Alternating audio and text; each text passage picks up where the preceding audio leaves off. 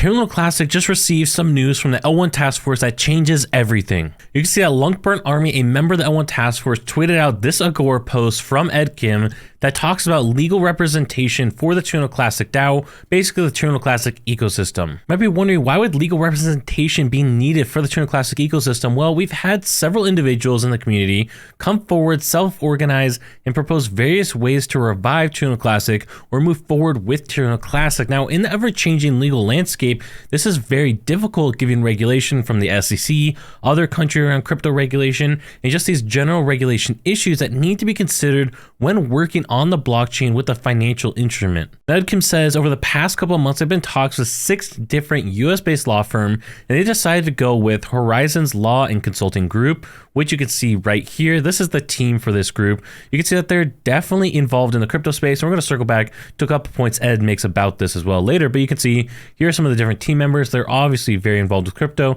They like these different crypto style NFT images. We can also see that when we go back over here, they currently have been working quite a bit with different crypto projects. So for example, they served as Solana's first general counsel, and since then they have actually worked with projects like Osmosis, something in the Cosmos ecosystem, and a couple other crypto projects that you may recognize right here. And so this legal group clearly has experience in the crypto space. They have a grasp as to how crypto regulation works, and they can help us move forward. And in the discussions, when LUNC Burnt Army would join in on different discussions, Twitter spaces, different podcast recording, things like that, they kept mentioning the fact that this group, they understood where we're coming from. Normally, if you want a legal representation, like these other projects that received legal representation, you need to be spending significant amounts of money. However, they recognize our unique circumstances as a Terra Luna Classic community where we just don't have a lot of money to pay them, and they're willing to start out working for us pretty cheap comparatively to these other projects. By the way, if you appreciate this information, make sure you guys are subscribing down below so you don't miss another video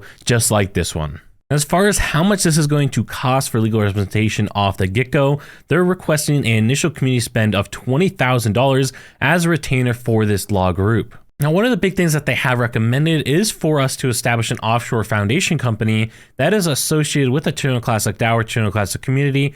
But obviously the problem with this is that the approximate cost for offshoring is going to be about $100,000 to set that up. So significant cost to actually set up an offshore company. And that's obviously not something that we have the funds to accomplish right now, which is why they're starting with this $20,000. That's going to be broken up as follows. So the first thing is advise the community on steps towards essentially making that Cayman Islands offshore corporation, produce advice to mitigate U.S. regulatory risks, so the SEC, different regulatory risks there, field questions from the Terra Luna Classic community, which will be good. As we start to look into, for example, the repeg, we could actually get questions answered by this legal team about what we can and cannot do. A committee will be formed to interface with the law firm, obviously at the cost of legal. When you're talking $300-400 an hour, you don't want just anybody interacting with them, wasting time. We need to make sure that we're very clear, very concise, very straight to the point when we're dealing with the legal team. That way we're most effective with our money being spent. And as I mentioned, a list of questions will be curated and presented to the attorneys, and they'll also provide guidelines for contractors working from community pool spend. So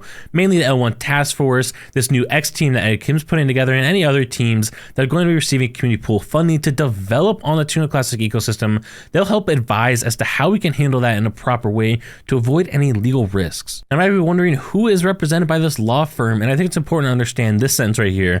In the initial phase, the law firm would work with the core contributors on Luna Classic in order to guide the process towards this goal of enabling more people to actually be protected. You might be wondering, are you as a Terra Luna Classic community member and Terra Luna Classic holder protected? Well, the simple answer here is no. However, we will benefit as Terra Luna Classic community members because we're going to have this legal representation to make sure that our network doesn't run into problems legally where, let's say, all of our developers end up in jail on an extreme circumstance or other circumstances where we end up being restricted, where we cannot be traded in the US, where we end up into those kind of issues that would definitely hinder the potential of Terra Luna Classic. So this would definitely benefit the Terra Luna Classic community. You may not directly see the benefit, but it's more so what we're avoiding is the benefit that this provides. Now, there is something here that I want to highlight that's a really nice sentence here.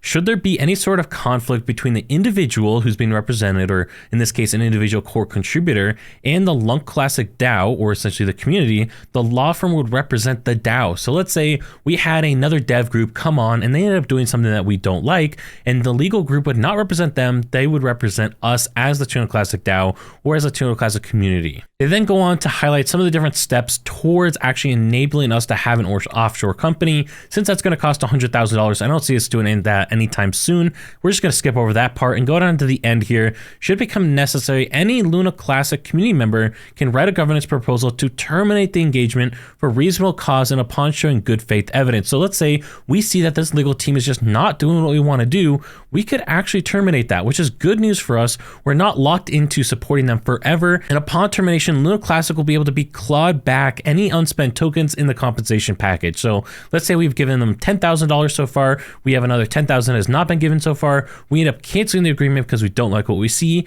We can then move ahead and reclaim that $10,000. It is not a sunk cost, which is good to know. We can actually get back some of the unspent money if there is any. And so for me personally, at the end of the day, I think we need some form of legal counsel. Now, I have to do more research onto this Horizon Law group right here with these different members and see more as to what the value that they can provide. Obviously, as mentioned, they have worked with different cryptocurrency ecosystems, but I definitely think we need something, because we're going to enter into agreements at some point. Something's going to happen here where we need to have Terra Luna Classic having legal representation. Most other cryptocurrencies, they have some kind of team with legal representation that enables them to enter into agreements where we could actually enter into agreements, for example, with different things in the Cosmos ecosystem to gain unique value for the Terra Luna Classic ecosystem. And I don't think we want to miss out on that opportunity. If you enjoyed this video, you might also enjoy this video up here, and I'll catch you on the next one.